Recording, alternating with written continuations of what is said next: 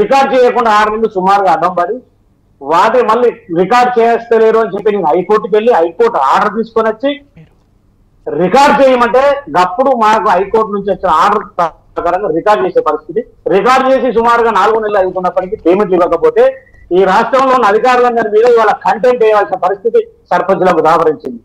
అంటే మేము చేసిన పనులకు వెంబడే బిల్లులు ఇవ్వాల్సిన రాష్ట్ర ప్రభుత్వం సర్పంచులు నానా ఇబ్బందులు పెడుతూ అవార్డులు రాగానే చూసారా మా తెలంగాణ రాష్ట్రానికి అవార్డులు వస్తున్నాయి, మేము బాగా పనిచేస్తున్నాం అంటే అవార్డులు ఏమో ప్రభుత్వానికి, అప్పులేమో సర్పంచులం.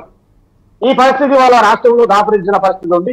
అంతేకాకుండా కొత్తగా కేంద్ర ప్రభుత్వం అకౌంట్ తీపించిన తర్వాత డిజిటల్ కి సంబంధించి డిజిటల్ కి తయారు చేపించి సర్పంచులకు ఉప సర్పంచులకు ఇవ్వకుండానే వచ్చిన అమౌంట్ మొత్తం కూర్చిపారేసినటువంటి ఈ ప్రభుత్వం, వాటి మీద కూడా మేము ఈ రాష్ట్రంలో మా గ్రామ పంచాయతీలో దొంగలు పడ్డారని చెప్పి మేము టీవీలకు డిబేట్లు పెడితే సర్పంచుల మీద అక్రమంగా కేసులు పెట్టవలసిన పరిస్థితికి ఈ రాష్ట్ర ప్రభుత్వం వస్తుంది.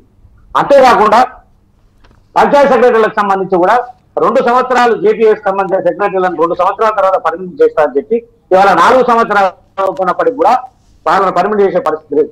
వాళ్ళను 2 సంవత్సరాల తర్వాత సంబంధించిన విషయంలో ప్రభుత్వం ఏదైతే చెప్పిందో వాళ్ళని అప్పటి నుంచే సర్వీస్ వాళ్ళని కట్టిస్తూ ఇప్పుడు వాళ్ళని పర్మిట్ చేయాలి.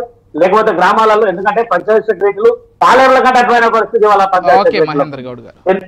ఎందుకంటే వాళ్ళు ఈ చేసే పనులు వాళ్ళే చూడాలి, దళిత బంధుకు సంబంధించి వాళ్ళే చూడాలి, అన్ని పనులు ఇవన్నీ చేస్తూ ఉండగానే మీటింగ్ లో చెప్పి రోజు వాళ్ళ పంచాయత్ సెక్రటరీ అంటే కొత్తగా వచ్చిన పంచాయత్ సెక్రటరీలను వాళ్ళకి ట్రైనింగ్ ఇవ్వకుండా, కనీసం పంచాయత్ సెక్రటరీలకు ట్రైనింగ్ ఇవ్వకుండా వాళ్ళ మీద అనేక రకమైన ఒత్తిడిలు పెట్టడం వల్ల కొంతమంది పంచాయత్ సెక్రటరీలు బీటెక్ చేసిన వాళ్ళు, ఇంజనీరింగ్ చేసిన వాళ్ళందరూ రాజీనామాలు చేసి వెళ్ళిపోతే ఇంకా కొంతమంది తట్టుకోలేక కొంతమంది చనిపోయిన చరిత్ర కూడా ఉంది.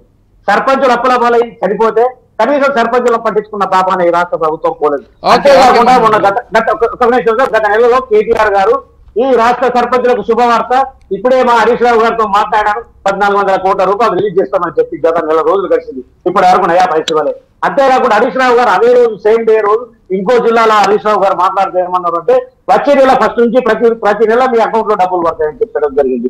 కేంద్ర ప్రభుత్వం ఇచ్చిన డబ్బులను ప్రతి నెల మీరు ఇష్టం